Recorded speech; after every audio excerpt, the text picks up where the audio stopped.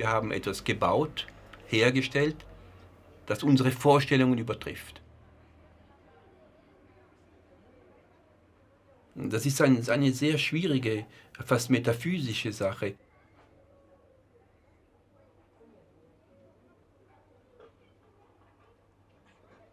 Geld ist ja das Künstlichste, was der Mensch hat schaffen können.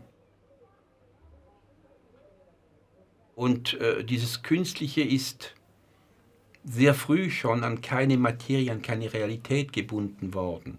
Also es ist eigentlich wie die Fabel des Zauberlehrlings, ja, die dann wieder beim Faust von Goethe auftaucht. Ein ultrachemischer Stoff, aus dem geistigen Genie des Menschen geboren, aber so genial, dass es uns entwischt, dass wir es nicht kontrollieren können.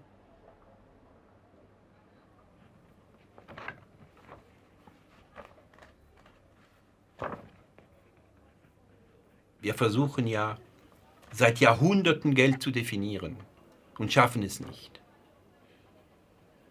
Und dann geben wir natürlich den Ökonomen die Schuld, dass sie den wichtigsten Gegenstand ihrer Wissenschaft nicht mal definieren können. Das ist eine sehr oberflächliche Kritik. Ja. Niemand kann das Geld definieren. Niemand kann diesen Zauber definieren, diese künstliche Schaffung von Geld.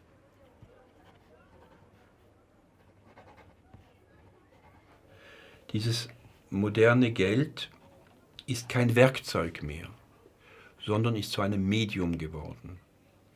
Zu einem Lebensmedium, worin wir leben drinnen, wie die Fische im Wasser. Und dieses Medium wird immer tatsächlicher für uns, obwohl unbewusster. Fragt einem Fisch, was Wasser ist, er wird wohl nicht antworten können. Er ist mittendrin.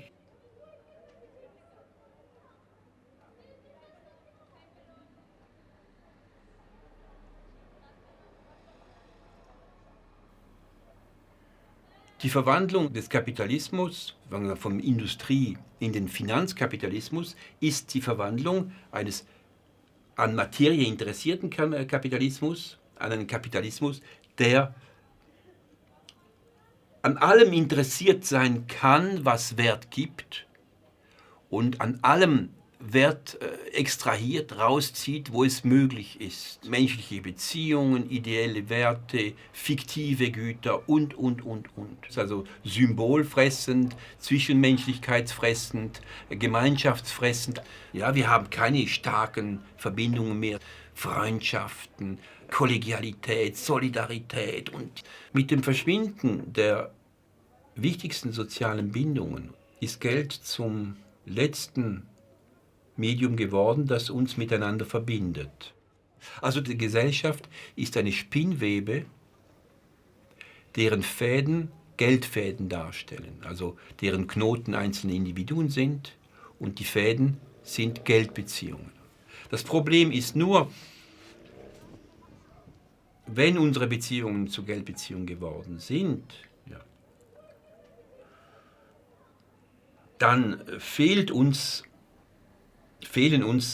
sehr wesentliche Aspekte unseres Menschseins, wie Vertrauen, emotionalen Bindungen, also alles, was uns aneinander band früher, ist im Begriff aufgelöst zu werden. Und am Ende haben wir natürlich die Single-Gesellschaft. Das ist nicht absolute Einsamkeit, aber für uns Soziologen ist natürlich diese Social Isolation eine der Grundpathologien unserer Gesellschaft.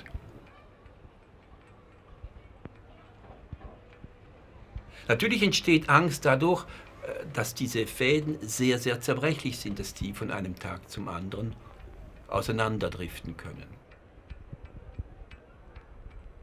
Der neurotische Zirkel, in dem wir drinnen sind, ist, dass wir glauben, durch Geld unsere Angst besänftigen zu können. Was bleibt uns noch übrig in einer Welt, wo wir da alleine dastehen mit äußerst zerbrechlichen Beziehungen, also ein Konto zu haben, zu sagen, okay, auf das kann ich wenigstens zählen, ja, aber indem ich mein Leben eben darauf einstelle, nur für mein Konto zu arbeiten, potenziere ich die Angst natürlich, die ich damit bekämpfen wollte. Und wenn sich diese Neurose kollektiv verschärft, dann besteht natürlich die Gefahr, dass jeder Einzelne diesen Zirkel, worin er ist, nicht durchbrechen kann, nicht mal erkennen kann, weil alle so im gleichen Zirkel sind. Ja? Er ist dann keine Ausnahme mehr. Dann wird eigentlich dieser neurotische Zirkel zu einer Institution. Es ist Wirklichkeit geworden.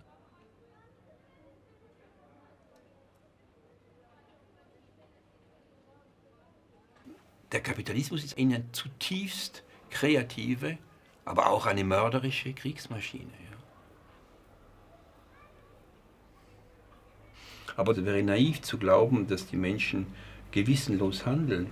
Es ist nicht dem schlechten Willen der Menschen vorzuwerfen, sondern dass das Geld als sozusagen unsichtbares Medium unser Handeln verändert hat. Dass das Geld seine Charaktere auf unsere Denkformen übertragen hat.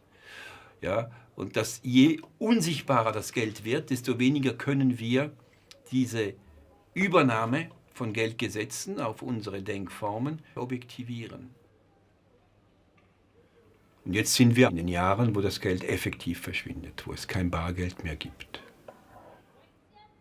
Vor diesem Verschwinden warne ich seit praktisch Jahrzehnten und versuche klarzumachen, dass es nicht nur um Überwachungsstaat, Bankenmacht geht, sondern um etwas ganz Grundsätzliches, etwas Menschliches, das Verschwinden der Gegenseitigkeitsnorm. Dieser Norm, die sagt, dass um etwas zu erhalten, muss man etwas dafür geben. Also es ist kein soziales Problem, kein politisches Problem, das ist es auch, aber es ist ein anthropologisches Problem. Werden wir noch Menschen sein, wenn wir nur noch mit unserem Angesicht oder mit unserer Iris oder was immer auch bezahlen?